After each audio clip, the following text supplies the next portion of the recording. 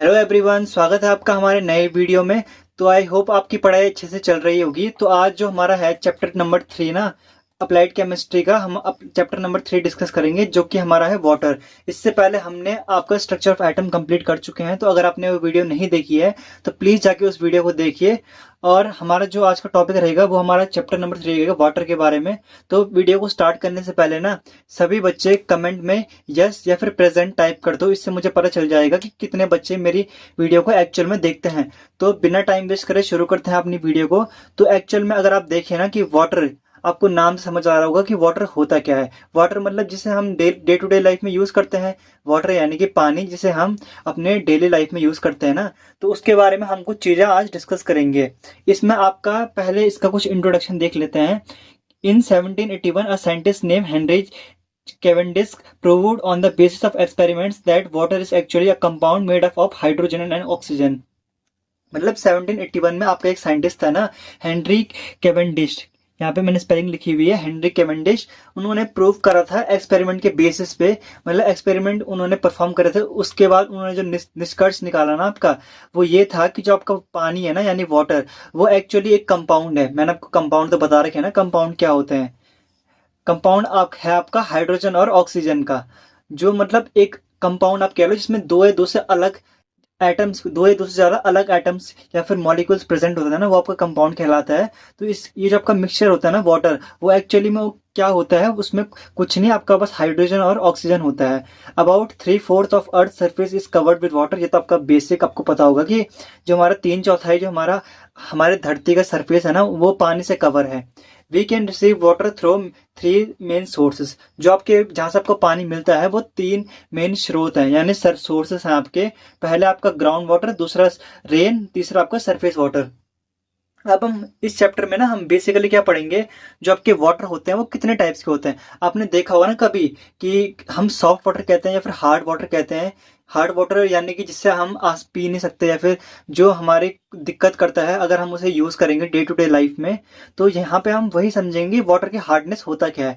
Hard water contains elevated concentration of dissolved minerals, primarily calcium and magnesium. जो आपका hard water होता है ना, वो कुछ नहीं होता है, सिंपल सा क्या होता है, उसके अंदर बहुत ज्यादा कंसंट्रेशन में होते हैं डिसॉल्व्ड मिनरल्स। मिनरल्स आपको पता है ना कि मिनरल्स क्या होते हैं, जो हमें किसी सबस्टांस से हमें प्राप्त होते हैं या फिर हमें कंज्यूम होते हैं, उसे ही हम आपके मिनरल्स कहते हैं। तो ये बहुत ही ज्यादा मात्रा में होते हैं आपके पानी के अंदर। और वो कौन कौन से होते हैं, वो आपके ज्यादातर या फिर प्राइमरीली आपके कैल्शियम, Ca2+ एंड मैग्नीशियम। ये Mg2+, क्यों है आपको पता है ना, क्योंकि इसके वैलेंस शेल में आपके 2 इलेक्ट्रॉन होते हैं, तो वो लूज करता है, तो उसमें +2 का चार्ज आएगा। तो ये मैंने पहले आपको पढ़ा चुका हूँ, वैलेंसी, आपका वैलेंस बॉन्ड, ये सब मैं पहले पढ़ा चुका हूँ। अगर आपने नहीं देखा है तो मैं आपको अभी भी कह रहा हूँ कि आप उस लेक्चर को देखिए, तब आपको आगे की चीजें ना आपस में लिंक होती हुई दिखाई देंगी। अब जो आपके जो मैग्नीशियम और कैल्शियम आयन होते हैं ना, ये फॉर्म होता है जब आपके जो पानी होता है वो परकोलेट्स करता है through deposit of chalk and limestone. Percolates का मीनिंग यहाँ पे क्या है, moves gradually through deposit of chalk and limestone. Limestone आपको पता है ना, एक प्रकार का हमारा पत्थर होता है, और चॉक भी हमारा एक टाइप का हमारा कंपाउंड सब्सटेंस होता है हमारा, जो कि आपका मैग्नीशियम और कैल्शियम कार्बोनेट से बने हुए होते हैं। अब आप एक बात समझिए, अगर आपका जो पानी है वो किसी गंदी जगह से अगर पास होकर जा रहा है, तो उसके अंदर कुछ ना कुछ उसके कण या फिर उसके जो पार्टिकल्स होंगे वो तो मिलेंगे ही ना। तो सेम आपका जब जो नॉर्मल वाटर होता है ना, उसमें जब कैल्शियम और मैग्नीशियम आयन की प्रेजेंस बहुत ज्यादा होती है, उसे ही हम हार्ड वाटर कहते हैं। इतना याद रखना, हार्ड वाटर आपका क्या है, जिसमें आपका कैल्शियम और मैग्नीशियम बहुत ही ज्यादा कंसंट्रेशन मात्रा में वहां पर प्रेजेंट होते हैं। मैं आपको हिंदी इंग्लिश दोनों लैंग्वेज में समझा रहा हूँ। तो आपका देखिए यहाँ पे, जब वो कब आता है उनके अंदर, आपके आपके जो वाटर है उसके अंदर कैल्शियम और मैग्नीशियम आयंस कब आते हैं, जब वो परकोलेट्स करते हैं, यानी कि धीरे धीरे ग्रेजुअली मूव करते हैं डिपॉजिट ऑफ चॉक। डिपॉजिट मतलब जहां पे वो एक तरीके से इकट्ठा रहते हैं। डिपॉजिट आपके ज्यादातर क्या होते हैं, आपके डिपॉजिट जैसे आपका पत्थर देखेंगे ना, तो वो एक ही जगह पे संग्रह होता है उनका। डिपॉजिट को आप ऐसे समझिए, हिंदी मीडियम वाले बच्चों के लिए समझा रहा हूं मैं। Deposit of chalk and limestone, जहाँ पे आपके लाइमस्टोन और आपका चॉक जो है ना डिपॉजिट होते हैं। ज्यादातर जो आपके लाइमस्टोन होता है ना, वो अंडरग्राउंड डिपॉजिट होते हैं ज्यादातर, मैं आपको बता रहा हूँ। Made up of magnesium and calcium carbonate. और जबकि लाइमस्टोन और जब का चॉक होता है ना, वो ज्यादातर किससे बने हुए होते हैं, मैग्नीशियम एंड कैल्शियम कार्बोनेट से। जो आपका सॉफ्ट वाटर है, soft water contains low concentration of these minerals. कौन सा? आपका कैल्शियम और मैग्नीशियम। इसके अंदर जो सॉफ्ट वाटर है ना, उसके अंदर आपके कैल्शियम और मैग्नीशियम बहुत ही कम मात्रा में होंगे, इसीलिए हम उसे सॉफ्ट कहते हैं। Soft water mineral these minerals and primarily contain sodium ions. उसके अंदर आपके ज़्यादातर ना सोडियम के आयंस प्रेजेंट होंगे, उसके अंदर आपके कैल्शियम और मैग्नीशियम आयंस की प्रेजेंस बहुत कम होगी, इसीलिए वो हार्ड वाटर नहीं है, इसीलिए वो सॉफ्ट वाटर है। अब यहाँ पे एक नोट दे रखा है, नोट को आप देखिए। Soft water when used with soap produce good leather. आपको जो, अगर आपको ऐसे नहीं आया, केमिकल डेफिनेशन आपको समझ नहीं आया, तो आपका सॉफ्ट वाटर क्या होता है? जब हम उसे साबुन के साथ इस्तेमाल करते हैं ना, तो वो अच्छा लेदर यानी कि झाग प्रोड्यूस करता है। लेदर को यहाँ हिंदी में ना हम झाग कहते हैं, वो प्रोड्यूस करता है। और उसी के अपोजिट जो आपका हार्ड वाटर है ना, वो उतना लेदर या फिर उतना जो आपका झाग है ना, जब उससे साबुन के साथ इस्तेमाल करेंगे, वो उतना झाग प्रोड्यूस नहीं करता है। इसको आप ऐसे भी कह सकते हैं, अगर एग्जामिनर पूछ सकता है तो, अगर आपसे पूछेगा ना, तो आप ये कहेंगे कि जो उसके दोनों तरीके से आप डेफिनेशन को आप एक्सप्लेन कर सकते हैं कि हार्ड वाटर क्या होता है, जिसके अंदर कैल्शियम और मैग्नीशियम आयन बहुत ज़्यादा प्रेजेंस में होते हैं, सॉफ्ट वाटर में नहीं होते हैं, उसके अंदर सोडियम आयन ज़्यादा होते हैं। या फिर सॉफ्ट वाटर को ऐसे डिफाइन करिए कि जब हम उसे साबुन के साथ इस्तेमाल करते हैं तो वो बहुत ही गुड लेदर प्रोवाइड करता है। गुड लेदर का मतलब यहाँ पे सोप है, सोप का झाग, जिसे आप झाग कहते हैं ना, वही। और जब का हार्ड वाटर है वो वैसा प्रोड्यूस नहीं करता आपका झाग, ठीक है। आपकी ये बेसिक डेफिनेशन आपको मैं समझा रहा हूँ बेसिक से, क्योंकि मुझे पता है कि पॉलिटेक्निक में ना कई बार आर्ट्स के स्टूडेंट भी होते हैं, कई बार मैथ्स के स्टूडेंट भी होते हैं, बायो सब कंबाइन होते हैं, और कई बार कॉमर्स के भी आ जाते हैं। तो इसीलिए मैं आपको अच्छे से एकदम डिटेल में स्टेप बाय स्टेप समझा रहा हूँ। अब आपका यहाँ पे आता है क्लासिफिकेशन बेस्ड ऑन हार्डनेस। अब जो आपका क्लासिफिकेशन होता है वाटर का, वो किस बेसिस पे होता है, वही आपका यहाँ पे लिखा हुआ है। देखो आपके ये जो क्लासिफिकेशन है ना, आपके अगर बुक में तो इतना सब डिटेल में नहीं दिया हुआ है, इसलिए मैं आपको अलग से ये आपको लिखा रहा हूँ कि सॉफ्ट वाटर में ना कितने से कितना आपका उसके अंदर इम्प्योरिटी होनी चाहिए, या फिर उसका कहाँ से कहाँ तक वो रिलाई करता है। जो आपका सॉफ्ट वाटर होता है ना, उसके अंदर जो हार्डनेस होती है, और आपका मॉडरेट हार्ड होता है, आपका हार्ड होता है, और एक वेरी हार्ड, 4 टाइप के आपके वाटर के टाइप्स होते हैं आपके।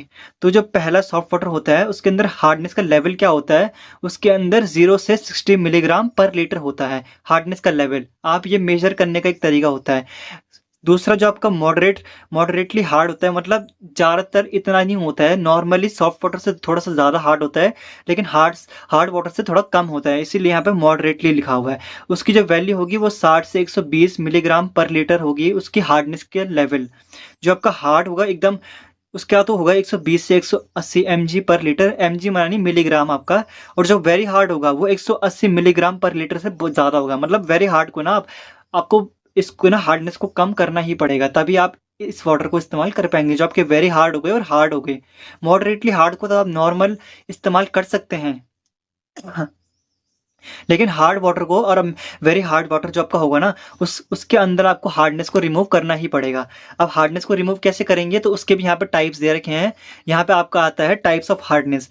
तो आपका जो टाइप्स ऑफ हार्डनेस होते हैं ना, कि हार्ड कठोरता कितने प्रकार की होती है, तो वो आपका पहला आता है आपका टेम्परेरी हार्डनेस, जिसको आप कार्बोनेट हार्डनेस भी कहते हैं। अब टेम्परेरी मतलब उसके अंदर हार्डनेस टेम्परेरी है। Temporary hardness is caused by the presence of dissolved bicarbonates of calcium and magnesium. जो आपका टेम्परेरी हार्डनेस होता है ना, वो क्यों होता है? उसके अंदर जो प्रेजेंस होती है ना, उसके अंदर जो आपके बाइकार्बोनेट घुले हुए होते हैं ना, उसी की वजह से जो आपका टेम्परेरी हार्डनेस होता है वो आपके बाइकार्बोनेट्स की वजह से होते हैं। और वो बाइकार्बोनेट्स किसके होते हैं? कैल्शियम और मैग्नीशियम के। यहाँ पे मैंने लिखा हुआ भी है Ca(HCO3) एंड MgHCO3 का होल ट्वाइस। ये आपके इनका नाम लिखा हुआ है कि calcium bicarbonate and magnesium bicarbonate का यहाँ पे ये लिखा हुआ है कि इनका केमिकल नेम क्या है। अब देखो आपने अगर ये सब स्किप करा हुआ था ना, कि यार जैसे यहाँ पे रिएक्शन लिखी हुई है ना, तो ये रिएक्शन कैसे बनी, आपको इतना इसको याद करने की जरूरत नहीं है, सिर्फ आप इसका ओवरव्यू ले लीजिए। और अगर आपसे मिड टर्म में या फिर आपके टीचर कभी कहते हैं कि यार ये इंपॉर्टेंट है, तो इसको एक बार देख लेना। लेकिन आपको ये याद नहीं रखना कि यार हाँ CaSCO3 का होल ट्वाइस था, यहाँ ये CaCO3 कैसे बना। ये आपको बेसिक तो आपने 10th में पढ़ा होगा, 11th में आपका पढ़ा होगा आपने, बट इतना डीप में नहीं पढ़ा होगा, और आपको पढ़ने की जरूरत भी नहीं है। आपका ज़्यादातर थ्योरेटिकल पार्ट है केमिस्ट्री में। तो आप यहाँ पे देखिए, this type of hardness can be remove by boiling the water as the bicarbonate decompose to form insoluble carbonates. जो आपकी टेम्परेरी हार्डनेस होता है ना, उसको आप आसानी से हटा सकते हैं। ये क्वेश्चन पूछता है, पेपर में इससे क्वेश्चन पूछ सकता है कि टाइप ऑफ हार्डनेस क्या है, उनके वेज क्या है रिमूव करने के। तो यहाँ पे आप लिखेंगे टेम्परेरी हार्डनेस को आप बॉइलिंग की हेल्प से आप उसे रिमूव कर सकते हैं, क्योंकि जो आपके बाइकार्बोनेट्स होते हैं ना, जबकि कैल्शियम और मैग्नीशियम के बाइकार्बोनेट है, यहाँ पे मैंने लिखा हुआ भी है कि कैल्शियम का बाइकार्बोनेट है और ये मैग्नीशियम का बाइकार्बोनेट है, वो डिकम्पोज हो जाते हैं, मतलब वो एक तरीके से सड़ जाते हैं या फिर वो एकदम खत्म हो जाते हैं और वो फॉर्म हो जाते हैं इनसॉल्युबल कार्बोनेट्स, मतलब जो घुल नहीं पाते हैं, इनसॉल्युबल कार्बोनेट्स के फॉर्म में वो डिपॉजिट हो जाते हैं, डिकम्पोज हो जाते हैं, मतलब जो आपका पानी है उसके अंदर। तो आप उसे आप फिल्टर करके फिर उस वाटर को आप इस्तेमाल कर सकते हो। यहाँ पे मैंने फॉर्मूला भी लिखा हुआ है, अगर आपके पास कैल्शियम कार्बोनेट है तो उसका रिएक्शन क्या होगी, वो आपका जब आप उसे बॉईल करेंगे ना, तो यहाँ पे एक हीट का सिंबल भी दिखा देता हूँ मैं, ये आपका हीट को दर्शाता है। CaCO3 में वो कन्वर्ट हो जाएगा, जो आपका कैल्शियम बाइकार्बोनेट है ना, वो कैल्शियम कार्बोनेट में कन्वर्ट हो जाएगा CaCO3, और वो प्रेसिपिटेट की फॉर्म में आपका सेटल हो जाएगा। ये एरो का मतलब वही होता है कि वो प्रेसिपिटेट बन जाता है, मतलब क्रिस्टलाइन फॉर्म में बन जाता है। और वहाँ पे आपको क्या रिसीव होगा, हाइड्रोजन इस यहाँ पे वाटर और कार्बन डाइऑक्साइड आपको मिलेगा जब आप कैल्शियम कार्बोनेट को हीट करेंगे। सेम आपका यहाँ पे मैग्नीशियम बाइकार्बोनेट लिखा हुआ है, मैंने फॉर्मूला के नीचे उसका नाम भी लिखा हुआ है, आप टेंशन मत लो। इसको जब हम हीट करेंगे ना, इसको भी सेम यहाँ पे जब आप हीट करेंगे तो आपको क्या मिलेगा, मैग्नीशियम कार्बोनेट। इसको आप एरो का मतलब ये है कि ये सेटल डाउन हो चुका है, कभी भी ये एरो आता है ना अगर, तो इसका मतलब क्या है, वो सेटल डाउन हो चुका है या तो वो प्रेसिपिटेट बन चुका है। यहाँ पे भी क्या था लिखा हुआ, तो जो बाइकार्बोनेट होंगे ना वो डिकम्पोज हो जाएंगे टू फॉर्म इनसॉल्युबल कार्बोनेट्स, वो डिकम्पोज हो जाएंगे या फिर आप कह लीजिए कि वो चेंज हो जाएंगे इनसॉल्युबल कार्बोनेट्स। अब इनसॉल्युबल का मतलब क्या है, जिसे जो घुलनशील नहीं होते हैं, घुलनशील मतलब सॉल्युबल, जो घुलनशील नहीं होते हैं उसे हम इनसॉल्युबल कहते हैं, और इनसॉल्युबल कार्बोनेट्स की फॉर्म में वो आ जाते हैं। तो यहाँ पे सेम आपका जो जब मैग्नीशियम बाइकार्बोनेट को हीट करेंगे ना, तो वो मैग्नीशियम कार्बोनेट की फॉर्म में ना सेटल डाउन हो जाएगा और आपको क्या मिलेगा, वाटर और कार्बन डाइऑक्साइड।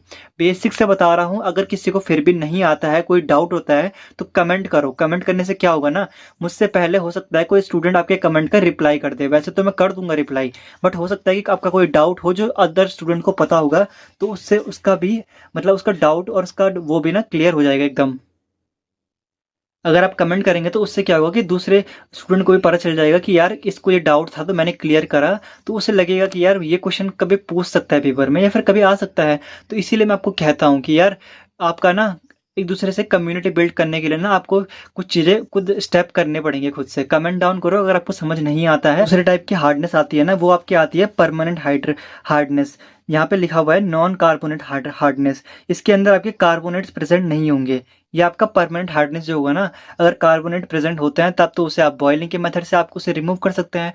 तो इसीलिए आपका ये परमानेंट हार्डनेस है, क्योंकि इसके अंदर नॉन कार्बोनेट्स प्रेजेंट हैं। अब permanent hardness is caused by the presence of dissolved chlorides. इसके अंदर जो आपके परमानेंट हार्डनेस होगा ना, वो क्यों होगा, उसके अंदर कुछ घुले हुए क्लोराइड्स के फॉर्म में ना कुछ आपके मॉलिक्यूल्स होंगे या फिर आपके कुछ सब्सटेंस होंगे, सल्फेट्स के फॉर्म में हो सकते हैं आपके, और नाइट्रेट्स के फॉर्म में हो सकते हैं, जो कि आपके किसके होंगे, कैल्शियम और मैग्नीशियम के। यहाँ पे ब्रैकेट में मैंने लिखा हुआ भी है CaCl2, MgCl2, CaSO4 and MgSO4। This type of hardness can not be remove bye simple boiling. अब आपका टेम्परेरी हार्डनेस है, क्वेश्चन पूछ सकता है कि बॉइलिंग से आप कौन सी हार्डनेस को हटा सकते हैं, रिमूव कर सकते हैं, तो आपका आंसर होगा टेम्परेरी हार्डनेस। लेकिन परमानेंट हार्डनेस को आप इससे रिमूव नहीं कर सकते हैं। अब जान लेते हैं कि हार्डनेस होती क्यों है, हार्डनेस होती क्यों है उसके बारे में हम डिस्कस करते हैं। तो water hardness occur naturally when water comes into contact with minerals rich geological formation. मैंने आपको पहले भी कहा है, जब आपका पानी जो है ना वो जब कांटेक्ट में आता है, मिनरल के कांटेक्ट में आता है ना, या फिर मिनरल रिच जियोलॉजिकल फॉर्मेशन, जैसा आपके रॉक के कांटेक्ट में वो आता है, तब उसके अंदर कुछ कंपाउंड्स या मॉलिक्यूल उसके अंदर मिल जाते हैं, तब आपकी हार्डनेस होती है। As water moves through limestone, chalk, gypsum and dolomite. Dolomite भी एक टाइप का आपका आप कह लो जियोलॉजिकल फॉर्मेशन होता है, मतलब इसका जियोलॉजिकल फॉर्मेशन मतलब आप थर्ड सेमेस्टर में पढ़ेंगे जब, लेकिन मैं आपको बताता हूँ कि मतलब रॉक्स के एक टाइप समझ सकते हैं आप इसको, डेलोमाइट जो जो फॉर्म होता है, it dissolves calcium and magnesium salts. जो आपका पानी है ना, जब वो लाइमस्टोन, चॉक, जिप्सम में डेलोमाइट्स की फॉर्मेशन से पास होके जाता है, उनसे मतलब कांटेक्ट में होके जाता है, उसके अंदर ना कि कैल्शियम और जो मैग्नीशियम सॉल्ट होता है ना वो प्रेजेंट होता है। सॉल्ट का यहाँ पे मतलब नमक से नहीं है, यहाँ पे सॉल्ट का मतलब है कंपाउंड्स, कुछ कंपाउंड से होके उसके अंदर मिक्स हो जाते हैं या फिर घुल जाते हैं, डिजॉल्व हो जाते हैं। अब यहाँ पे जो ग्राउंड वाटर है ना, ground water typically has higher hardness level. जो आपका ग्राउंड वाटर है, मैंने आपको पहले क्या कहा था कि जो आपका लाइमस्टोन है ज़्यादातर वो क्या होता है, मिट्टी के अंदर होता है या फिर उसके आसपास जो होती है आपकी सॉइल से कवर होता है। तो पानी क्या होता है, मिट्टी के अंदर परकुलेट करता है या फिर उसके अंदर पार हो जाता है, उसके आर पार हो जाता है मिट्टी से। तो जो ग्राउंड वाटर है ना, उसका हार्डनेस लेवल बहुत ज़्यादा होता है, क्योंकि वो ग्राउंड के अंदर से पास होके जाता है या फिर वो ग्राउंड के अंदर लोकेट होता है, compare to surface water due to prolong contact with these mineral bearing rocks. वही सेम मीनिंग है आपका कि ज़्यादा ज़्यादा देर तक कॉन्टैक्ट में रहेगा इन मिनरल रिच सॉइल के। ये मिनरल ही होते हैं आपके, जो आपके कैल्शियम बाइकार्बोनेट हो गया, आपका मैग्नीशियम बाइकार्बोनेट हो गया, क्योंकि उनके अंदर जो मिनरल्स होते हैं ना वो पानी के साथ मिक्स हो जाते हैं। इसी वजह से आपका जो ग्राउंड वाटर है ना, उसके अंदर ज़्यादा हार्डनेस का लेवल होता है। अब आप समझिए, अगर ये हार्ड वाटर है तो इसके कुछ ना कुछ डिसएडवांटेज तो होंगे। एडवांटेज इसके मैंने आज तक कभी नहीं पढ़े कि इसके एडवांटेज भी होते हैं। इसका एडवांटेज कभी नहीं होते हैं, हमें नुकसान ही होते हैं इसके। तो डिसएडवांटेज में हम क्या पढ़ते हैं, इंडस्ट्रियल एप्लीकेशन के बारे में। इंडस्ट्रियल एप्लीकेशन क्या होता है मैं आपको समझाता हूँ अभी यहाँ पे। स्केल फॉर्मेशन जो आपका होता है ना, मतलब लार्ज स्केल में आपका कुछ चीज़ें बनती है, उससे आप लार्ज स्केल फॉर्मेशन कह सकते हैं। आपका जो हार्ड वाटर है वो जो स्केल डिपॉजिट इन बॉयलर्स, जो आपके बॉयलर्स होते हैं ना, या फिर जब जहाँ से आपका पानी जो आपका स्टीम में कन्वर्ट होता है। कई जगह आपके ऐसा होता है कि आपको जो पानी है उससे ना इस भाप की ज़रूरत होती है। तो भाप कैसे बनेगा, जब आप पानी को बॉयल करेंगे ओवर 100 डिग्री सेल्सियस, तभी तो आपका जो पानी होगा वेपर में कन्वर्ट होगा। तो वहाँ पे वो आपकी प्रॉब्लम कॉज करता है आपके बॉयलर्स में। हीट एक्सचेंजर्स जो आपके हीट को एक्सचेंज करता है, वहाँ पे आपकी दिक्कत करता है। कूलिंग टावर्स, वहाँ पे आपका ये दिक्कत करता है। और पाइप्स में reducing heat transfer efficiency and increase energy consumption. अब ये बेसिकली होता क्या है कि आप देखिए, जब आपका हार्ड वाटर है ना, उसको मतलब उसको जो वेपर में कन्वर्ट करने के लिए, या फिर जो आपका हीट इंजन है हीट एक्सचेंज में कन्वर्ट करने के लिए, आपका क्या होगा, आपका जो एनर्जी एफिशिएंसी है, मतलब जो आपकी एनर्जी लगनी होगी ना, उससे ज़्यादा ही एनर्जी लगेगी, क्योंकि वो हार्ड वाटर है, उसके अंदर ज़्यादा मात्रा में आपके मिनरल्स प्रेजेंट है और वो आपकी प्रॉब्लम करता है। इसकी वजह से ना आपका जो एनर्जी कंजप्शन है, आपकी जो बिजली की खपत होती है, वो इंडस्ट्रियल एप्लीकेशन में बहुत ज़्यादा खपत होती है बिजली की, अगर हम हार्ड वाटर का इस्तेमाल करते हैं। तो हम ज़्यादातर प्रेफर करते हैं कि इंडस्ट्री वगैरह जहाँ जहाँ कहीं भी पॉसिबल हो, हम आपका अपना सॉफ्ट वाटर प्रेफर करें। आपका सॉफ्ट वाटर ही प्रेफर किया जाता है। अब नेक्स्ट जो पढ़े वो है हमारा इक्विपमेंट डैमेज।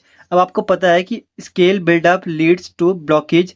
जो आपका जब आप ये करेंगे ना, लार्ज स्केल पे आप मैन्युफैक्चरिंग करेंगे, तो जो आपका हार्ड वाटर है, कई बार वो क्या करता है, ब्लॉकेज आपका क्रिएट करता है, ब्लॉकेज करता है। फ्लो रेस्ट्रिक्शन, मतलब जो पानी का फ्लो होता है वहाँ पे वो आपका बाधा डालता है। ओवर हीटिंग की कंडीशन होती है कई बार। और प्री मैच्योर इक्विपमेंट फेलियर, कई बार जब आपका वाटर है ना, जो आपका हार्ड वाटर है, सॉफ्ट वाटर की बात नहीं कर रहा हूँ यहाँ पे ज़्यादातर आपकी हार्ड वाटर की ही बात होगी। जो आपका हार्ड वाटर है ना, वो कई बार क्या होता है, वक्त से पहले ही जो आपके इक्विपमेंट होते हैं ना, वो ख़राब कर देता है। इक्विपमेंट फेलियर आपका हो जाता है। उसी के साथ आपका तीसरा जो पॉइंट आता है वो है इंक्रीज मेंटेनेंस। आपका हार्ड वाटर है, अगर वो कहीं पे फंस चुका है या फिर उसने कुछ डैमेज क्रिएट कर दिया, तो वहाँ पे मेंटेनेंस भी तो लगेगी ना। तो frequent cleaning and maintenance required, increasing operational cost. आपके जो इक्विपमेंट्स में होंगे ना, उसे साफ करने की ज़रूरत होगी टाइम टू टाइम, और मेंटेनेंस भी उसकी ज़रूरत होगी। मेंटेनेंस भी वहाँ पे प्रोवाइड करनी पड़ेगी आपको, जिसकी वजह से क्या होगा, जो आपकी ऑपरेशनल कॉस्ट होगी ना, जो उसे ऑपरेट करने की जो कॉस्ट होगी वो बढ़ जाएगी। जिस कॉस्ट में आप उसे ऑपरेट कर रहे हैं, मानिए आप उसे अगर पर वीक 1000 रुपये की ऑपरेशनल कॉस्ट दे रहे हैं, तो आपका 1500 आपका वहाँ पे ऑपरेशनल कॉस्ट बढ़ जाएगा। तो यही आपका इंक्रीज मेंटेनेंस, यानी कि हार्ड वाटर से आपका मेंटेनेंस बढ़ता है, इक्विपमेंट डैमेज होता है, और आपकी जो स्केल फॉर्मेशन है ना, उस पर भी फ़र्क पड़ता है। तो यही था इस सब में। अब हम पढ़ते हैं थोड़ा बॉयलर एप्लीकेशन। ये आपके जो सिलेबस है ना, उसके अकॉर्डिंग पढ़ा रहा हूँ मैं। हो सकता है एमसीक्यूज़ में आए। एमसीक्यूज़ में तो अगर आपने यहाँ से पढ़ रहे हो ना, तो मैं आपको गारंटी देता हूँ आप अच्छा स्कोर करेंगे। ऐसा कुछ नहीं है जो मैंने यहाँ पे छोड़ा है, मैं आपको सारा ही कवर कराऊंगा। आपका बॉयलर एप्लीकेशन में अगर हम पढ़ें, ये आपका सारा पीडीएफ में है। अगर आपने सिलेबस नहीं देखा है तो आप सिलेबस देखिए, आपको पता चल जाएगा। स्लज एंड स्केल फॉर्मेशन, यहाँ पे जब का हार्ड वाटर है ना, वो बहुत ही ज़्यादा हार्ड एडरेंट स्केल यानी कि मिनरल डिपॉजिट होता है। जो आपका बॉयलर्स में ना, बॉयलर्स ट्यूब हो गया, वहाँ पे आपका मिनरल को डिपॉजिट हो जाते हैं आपकी, जिसकी वजह से आपका जो हीट ट्रांसफ़र की एफिशिएंसी होती है ना, उसके कार्य करने की क्षमता होती है, वो घट जाती है। Reducing heat transfer efficiency. जो आपका स्लज एंड स्केल फॉर्मेशन है, आपका स्लज, आप यहाँ पे तो इसका मतलब आप इतना ना देखिए, स्केल फॉर्मेशन मतलब सेम वही है कि जो आप बॉयलर मतलब या फिर पानी को जब हीट में ट्रांसफर करते हैं ना, तो वहाँ पे आपके जो फॉर्मेशन है वहाँ पे ये आपके बाधा डालता है। बॉयलर एप्लीकेशन में आप इसे लिख सकते हैं। कोरोजन, कोरोजन मतलब क्या होता है, जंग लगना। Promotes corrosion of metal surface in steam generating system. यहाँ पे आपका ज़्यादातर जब का स्टीम यानी भाप जहाँ पे जनरेट होता है ना जिन सिस्टम में, वहाँ पे ये कोरोजन को बढ़ावा देता है। कौन? आपका हार्ड वाटर। और आपका तीसरा है आपका फोमिंग एंड प्राइमिंग। फोमिंग मतलब झाग आप इसे कह सकते हैं, जब आपके ज़्यादातर आपके कई जगह होते हैं ना कि जो आपको वाटर की बहुत ज़्यादा रिक्वायरमेंट होती है, ऐसे वाटर की जो आपका सोप के साथ या फिर आपका लेदर प्रोवाइड करें, लेदर यानी कि झाग प्रोवाइड करें। यहाँ पे आपकी जो ऑपरेशनल डिफिकल्टीज आती है कई बार, जो स्टीम बॉयलर्स आपके होते हैं ना, कई बार यहाँ पे आपके ऑपरेशनल डिफिकल्टीज को बढ़ा देता है। अब यहाँ पे आपका एक टॉपिक और बचता है, आपका 2-3 टॉपिक्स और बचते हैं आपके। कौन कौन से? Methods of hardness, methods to remove hardness of water. ये आपका थोड़ा सा ज़्यादा लंबा जाएगा वीडियो अगर मैं इन सबको कवर कराऊंगा ना। उसके बाद थोड़ा सा और टॉपिक्स भी है जिससे मैंने लिखा हुआ नहीं है। इसमें बहुत सी प्रोसेस आती है वाटर को रिमूव करने की, और ये ज़्यादातर आपके कौन से होंगे, ये आपके ना आपके जो होंगे ये आपके ज़्यादातर आपके हार्ड वाटर के लिए होते हैं, क्योंकि हार्ड वाटर से जब आप हार्डनेस को निकालेंगे तभी तो आपका सॉफ्ट वाटर बनेगा।